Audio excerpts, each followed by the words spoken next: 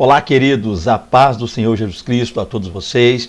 Eu sou o Fernando Aquino e eu estou aqui para dar início também a uma série de estudos aí dentro da revista da editora CPAD. A questão é que a gente já tem trabalhado já com uma outra editora há um bom tempo e a pedidos aí de alguns inscritos do canal, amigos que nós temos feito ao longo aí deste período, que nós também fizéssemos uma espécie de comentário aí da revista da editora CPAD, até para auxiliar alguns professores. E o que a gente está fazendo então é iniciando esse estudo. É claro que, a princípio, você sabe, você que está assistindo aí, sabe que essa lição já passou, é a lição número 1, o livro de Jó. Essa lição aí ela foi ministrada no dia 4, dia 4 passado, dia 4 desse mês.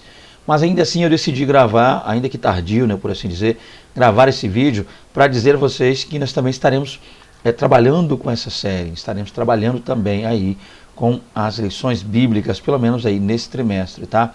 E eu já vou logo adiantar que eu estarei gravando também o vídeo da segunda lição, para que você consiga aí acompanhar, para que a gente consiga fazer tudo aí em tempo hábil, ok? Então estou gravando esse vídeo só para mostrar realmente que a gente está começando a trabalhar também com a editora CPAD no que tange Escola Bíblica Dominical, a fim, é claro, sempre de auxiliar aí os professores, os alunos, os amigos, estão inscritos aí no canal.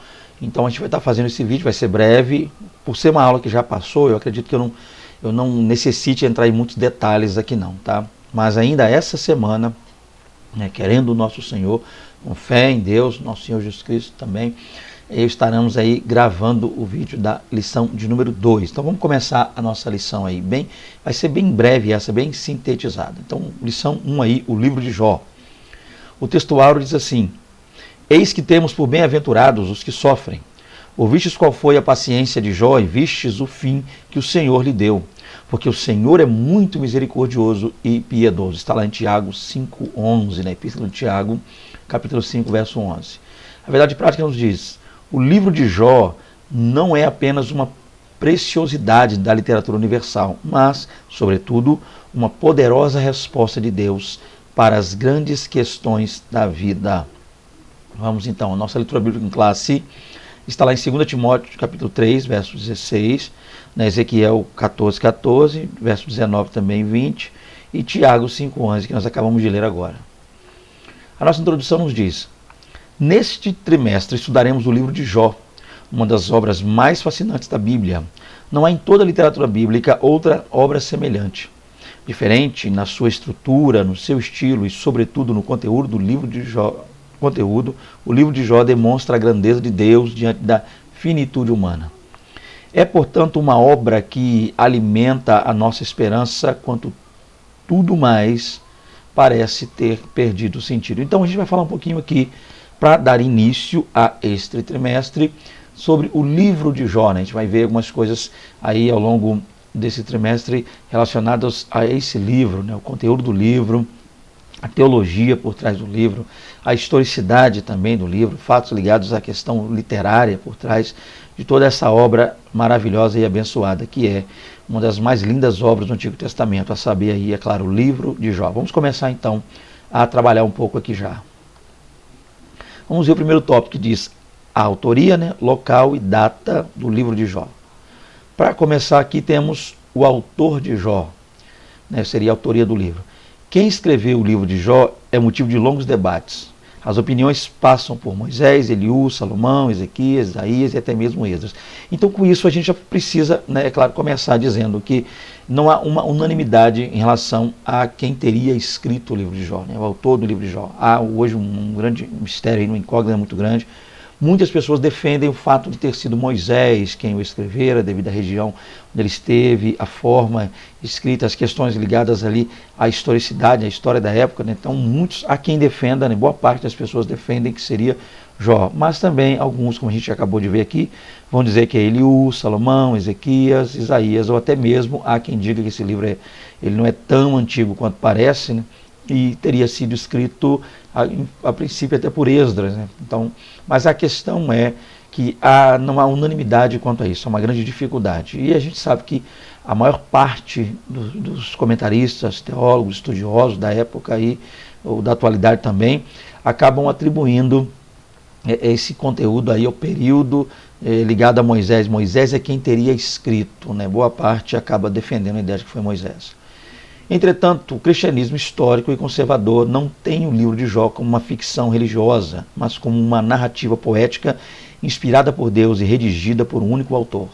Com isso, a gente precisa também dizer que nem todos creem na historicidade desse livro, né? Há quem aí comente e diga que o livro de Jó, na verdade, não é um livro que traz em si uma história literal, que esse personagem, essa pessoa chamada Jó, não teria existido, né? Ainda que traga ali uma região que geograficamente tem existido, mas a história por trás é toda ela fictícia, né? O enredo da história simplesmente foi criado para lidar com essa questão da perda, da dificuldade, do sofrimento humano, e nesse não teria sido um livro histórico, tá? E real. Mas a gente sabe que, examinando a Escritura Sagrada, a gente vê em outros textos, outras partes que nos comprovam isso, nos dão a entender. Não é somente, a gente não usa só a fé para crer que Jó também é um livro real, histórico, ou seja, uma história por trás de Jó, tudo literal. Mas a gente vê também, há evidências na Bíblia a respeito da historicidade desse livro. Continuando aqui, a pessoa histórica de Jó. A Bíblia mesmo atesta que Jó foi uma pessoa histórica, né? Continuando o que a gente estava falando aí, o raciocínio que a gente estava falando agora aí. O profeta Ezequiel confirma que ele, de fato, foi uma pessoa real, correlacionando ao lado de Noé e Daniel, né? Basta lermos aí Ezequiel 14:14 e veremos, né, que ele faz uma comparação aí a respeito do caráter, da paciência, todo esse processo da intercessão. Ele vai citar aí, o profeta Ezequiel vai acabar citando aí Noé, Daniel e Jó. Então, Noé, pessoa histórica, real, Daniel, profeta, real, história. E por que Jó não seria? Então, por que Ezequiel faria esse ponto de colocar duas pessoas que realmente viveram ali, pessoas literais, e colocar dentro disso aí uma pessoa que não seria uma pessoa literal, algo fictício, uma pessoa real, não teria existido? Não faria sentido Ezequiel fazê-lo. Então, uma evidência é essa, né? O livro de Ezequiel atesta-nos, tá, realmente, que Jó seria uma pessoa histórica, física. Tiago, por exemplo, atesta a realidade histórica do principal personagem do livro, bem como sua autenticidade textual, quando destaca a perseverança de Jó. Então, o nosso texto bíblico, né, a nossa texto áureo, aí a gente viu aí a epístola de Tiago, e Tiago cita, tá, essa questão da paciência de Jó, ele cita essa questão da perseverança de Jó, mostrando-nos também que Jó, sim, uma pessoa histórica, não há dúvida quanto a isso, tá? Não só a questão ligada à fé, mas também a evidências bíblicas, a evidências literárias dentro da Bíblia que nos mostram que realmente Jó existiu, foi uma pessoa. Dando continuidade aqui, a terra de Jó, o lugar onde Jó ali teria habitado, nascido, né? Já no início do seu texto, o livro de Jó destaca que ele era da terra de Uz, né? Jó 1:1. Como Jó, Uz era uma terra real. Os comentaristas situam Uz ao sul de Edom e a oeste do deserto da Arábia, se estendendo a leste, indo à Babilônia. A ideia aqui, né, já foi passado, como eu já disse, a lição já foi ministrada, é simplesmente entender com isso que não só o personagem, não só a pessoa, tá, o homem Jó, o justo Jó, o temente a Deus, o homem que desviava-se do mal Jó, existiu, como também o lugar na qual é citado, né, onde ele habitava, realmente foi um lugar histórico, um lugar, a arqueologia aí comprova, e outros pontos mais, a geografia bíblica nos dá a entender que esse lugar realmente existiu. Tá? Então, mais uma evidência, né? O homem Jó existiu no lugar Uz também, que seria a terra de Uz, Jó realmente existiu. E há uma localização aqui, né, que alguns comentaristas acabam dando ali, né, próximo ali, né, ao sul de Edom e ao oeste da Arábia, ok?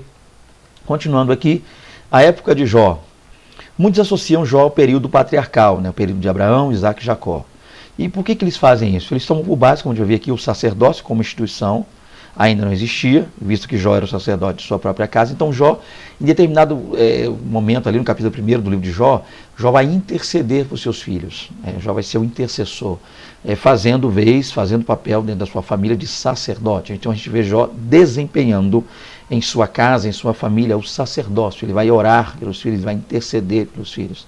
A gente sabe que essa ideia do sacerdócio está ligada também ali a Gênesis, né? A gente vê isso lá no capítulo 18, capítulo 19, aquela sequência ali, Deus falando realmente que Jó desculpa aqui, Abraão, ou Abraão, melhor dizendo, seria um sacerdote, ele iria interceder, ele faria com que sua casa buscasse a Deus. Então essa ideia do sacerdócio patriarcal, sacerdócio ligado aos pais, ao chefe, né, remonta esse período aí, Abraão, Isaac e Jacó.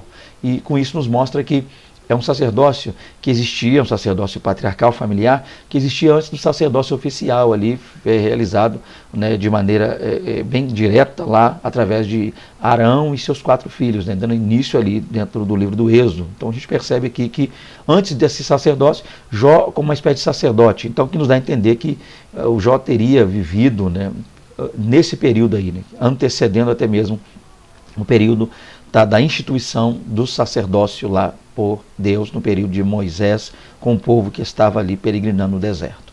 Outro ponto que também nos mostra aqui, né? As filhas de Jó eram co-herdeiras juntamente com seus irmãos, né? Jó 42:15. Então a gente vê que quando Deus ele restitui Jó, as filhas de Jó vão herdar algo. E a gente sabe que, né, com base nisso aqui, o que não era permitido na lei mosaica. Basta lermos aqui o Números capítulo 27, verso 8, a gente vai ver aí, ler todo o capítulo 27, a gente vai ver a questão do segundo censo sendo realizado. Esse censo agora não era com o censo na qual aqueles que herdariam a terra prometida, ao adentrarem a terra, ali receberiam suas partes, suas posses na terra. A gente vai ver que 5 mulheres, né, chamadas filhas de Zelofiade, né, basta você ler aí que você vai perceber, né, Macla, Noa, Hogla, Milca e Tirza, 5 filhas de Zelofiade, procuraram Moisés a fim de inquirir a ele pelo fato de que elas foram dizer que seu pai, Zelofiade, sim, havia morrido, mas ele não era um dos rebeldes que levantaram contra o Senhor, levantaram-se contra Moisés e todo esse processo, o sacerdote de Arão. Foi um homem que morreu de maneira natural, acabou morrendo lá no curso do deserto. E por essa morte ele acaba deixando somente 5 filhas, mulheres, e ele não tinha filhos. E a lei era muito clara naquela época. Na morte do pai, quem herdava era o filho, homem, masculino, sexo masculino. E não havia herança, né, para a mulher. Então, nesse ponto, elas vão negar Moisés vai orar a Deus, falar com o Senhor, e o Senhor vai dizer, ó, as filhas de Zelofiade falam bem, falam retamente. Então, que assim seja feito na vida delas, conceda isso a elas. E a partir de hoje, Deus deu, naquele momento o texto vai dizer que Deus deu um decreto na qual, quando o homem morresse e não tivesse filho, e de repente ali, um parente próximo, as filhas herdariam. Então, a atitude daquelas 5 jovens, né, Macla, Noa, Hogla, Milca e Tirza, alteraram e mudaram a história. E a questão aqui não é focar tanto em Moisés, mas em Jó, entender que nesse período aqui, Jó deu posse a elas, nos fazendo entender, pelo menos, que isso não era algo comum naquele tempo. Então, no tempo de Jó era comum dar-se a entender que Jó viveu ali, tá? Nesse período da lei, ali, por assim dizer, antecedendo um pouquinho, tá? Essa ideia da lei. Porque quando a lei chega, né, melhor dizendo, a moça já não tem mais essa autoridade de receber. Só aconteceu lá naquele período que essas 5 jovens foram ali contestar Moisés. Então o que a gente percebe é que isso antecede até mesmo a lei de Moisés. Então, remontando, quem sabe, o período de Abraão, Isaac e Jacó. É mais uma evidência para tentar comprovar isso aí. Vamos lá? Segundo tópico, estrutura literária do livro de Jó. Como é que é a estrutura literária desse livro? Vamos tentar entender isso aqui. Primeiro a gente tem aí prosa e poesia. O leitor que deseja ler o livro de Jó precisa dar-se conta de que diante dele há uma obra de natureza poética. Ele está literalmente organizado assim, né? Como é que está aqui? Primeiro entender o seguinte, gente, um livro de Jó, ainda que seja histórico, ainda que narre fatos relacionados à história de um homem, a vida de um homem, e esse homem é Jó, e seus amigos, sua esposa, a morte dos filhos, todo um processo ali, dando localidade à região onde ele morava, ainda assim, a maneira como ele foi escrita não seria uma forma comum de se escrever uma história. Então, ele, ainda que seja um livro histórico, ele também é escrito de maneira poética, por isso que ele se encaixa e às vezes se enquadra e entra lá nesse quesito do chamado livros poéticos, tá? Pela forma como ele foi redigido, como ele foi compilado, como ele foi escrito, isso dá a entender uma questão poética. E como é que é essa divisão então? Seria, a princípio, uma prosa, nos primeiros capítulos, havia uma longa poesia no meio, porque toda aquela história, a forma de Jó falar, a maneira dele, o diálogo com seus amigos, tem toda uma poesia, e mais uma prosa lá no último capítulo. Então, a maneira como Deus também vem falar com Jó, se apresenta a Jó no capítulo 38, há toda uma poesia, toda uma maneira linguística utilizada ali, bem interessante, né? Uma forma poética, e aí conclui-se com uma prosa no final. Então a gente precisa entender aqui, para esse subtópico, é entender que Jó, ainda que histórico, ainda que fatos reais, mas a maneira como ele foi escrito dentro da chamada, usando a poesia hebraica, ok? Vamos lá. A organização. Como é que esse livro é organizado? No texto em poesia, há a seguinte organização. Então a gente percebe que há uma espécie de organização, uma estrutura dentro desse livro, organizada de forma poética. Primeiro começa com um monólogo feito por Jó, né? 3 ciclos de diálogos entre Jó e seus amigos. Então a gente vai ver isso aqui. Inicia essa história e quando Jó começa a falar, a gente vê isso, a questão do monólogo, né, feito por ele aí por Jó. Depois 3 ciclos de diálogo. Então começa com o monólogo de Jó. Aí ele passa a partir daí para 3 ciclos de diálogo. Né, essa conversa entre Jó, entre Elifaz, Bildade, Zofar, uma espécie de diálogo. Eles falam alguma coisa, Jó rebate aquilo, eles acusam Jó, Jó rebate, fala, se defende, é todo esse processo aí. Depois 4 discursos, né, de um outro amigo. Há a presença de um amigo, mais jovem, chamado Eliú, e ele passa a fazer 4 discursos. E depois ele vem seguido, a partir do capítulo 38, pela revelação de Deus. Deus agora se revela, né? Se manifesta, poder, graça, ele começa a indagar. E ele faz 70 perguntas, 70 questionamentos ali a Jó, que é claro que não tem resposta, se cala, põe a mão à boca e ouve o que Deus tem a dizer. E finalmente a humilhação de Jó diante da revelação divina e sua restauração completa. Então Jó reconhece sua pequenez diante de Deus e, por fim, Jó é restaurado, ele vai interceder para os seus amigos e por fim é restaurado. Essa seria então a espécie de organização deste livro aí. Vamos lá.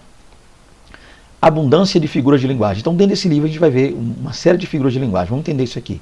O livro é rico em metáforas. Esse recurso estilístico é usado pelo autor bíblico quando ele quer dar mais expressividade e maior vivacidade ao texto. Então é possível ver muitas metáforas dentro do livro de Jó. Então a gente sabe que metáfora é uma figura de linguagem, então recomendo a você que está estudando aí, se preparando para lecionar nele, estudar a respeito dele, que estude as figuras de linguagem, tá, para que você possa entender melhor. E dentre elas está aí a metáfora, que é uma que é chamada, uma figura de linguagem que usa a questão do exemplo. Às vezes se pega um objeto, um pensamento, utiliza-se algo pertinente àquele objeto ou pensamento para expressar outro, para dar ideia para outro. Então é uma figura de linguagem onde se trabalha muito a questão da comparação, seria aí a metáfora. E eu oriento a você, professor, que estude um pouco mais a esse respeito, a figura de linguagem.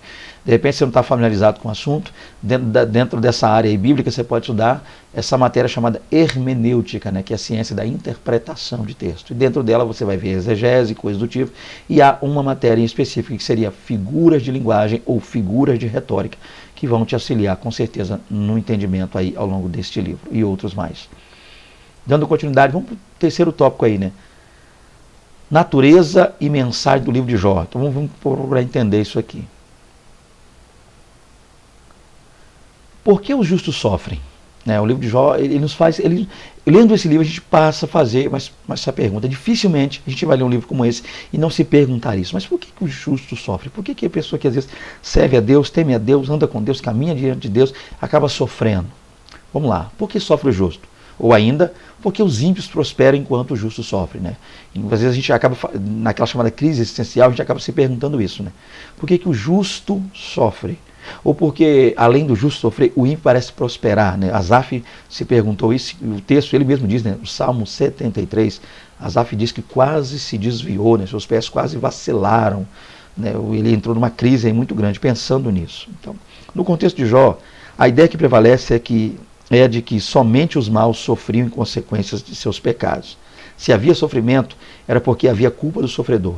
Nesse aspecto, ao longo dos seus 42 capítulos, o autor procura demonstrar um novo olhar sobre essa questão. Então, até aqui a gente percebe que lendo o livro de Jó, a gente vai acompanhar sim o sofrimento deste homem, um sofrimento muito grande, né, diga-se de passagem, mas a ideia é entender o seguinte: quando os amigos de Jó começam a indagá-lo a respeito do que ele está passando, do que está sofrendo, dá-se a entender que eles passam a acusar Jó e querendo justificar no sentido de dizer que Jó estava sofrendo, vivendo aquelas intempéries, aquele tempo difícil da sua vida, porque ele havia feito algo ruim.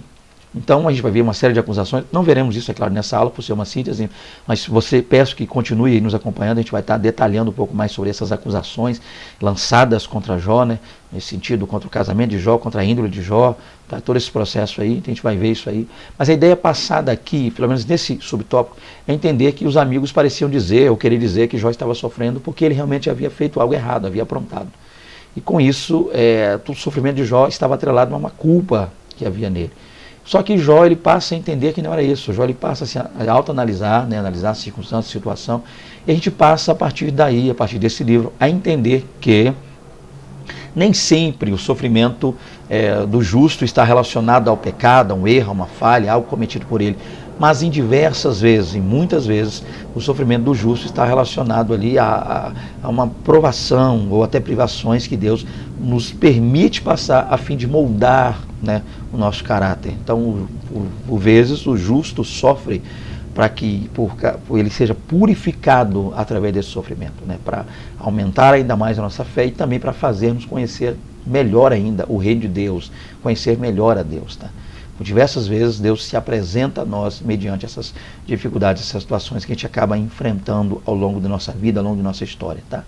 Então a gente vai passar, é claro, compreender melhor isso aí ao longo do estudo deste livro. Existe bondade desinteressada? Olha uma pergunta interessante a ser feita aí. Para muitas pessoas, qualquer prática religiosa não passa de barganha. Essa era também a tese do diabo.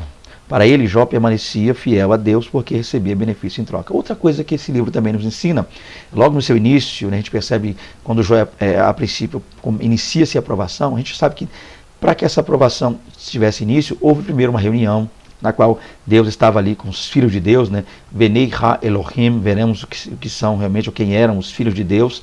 Tá, muitas teses sobre o que seriam os filhos de Deus aí no Antigo Testamento, a gente vai ver isso em outras aulas, mas a ideia é entender que os Benei Ha Elohim, os filhos de Deus, estavam reunidos com Deus e Satanás se apresenta em tal reunião. E ali há um diálogo entre Satanás e Deus e Satanás, por assim dizer, e Jó é o alvo dessa conversa, desse diálogo. E daí Satanás quer tentar mostrar, ou pelo menos passar a ideia de que Jó é abençoado, Jó tem as coisas, por isso é que ele teme a Deus. O temor de Jó em relação a Deus estava atrelado à vida que Deus lhe dera. Se Deus lhe tivesse dado uma vida pior, mais difícil, mais sofrida, Jó jamais teria sido o homem que foi, tá?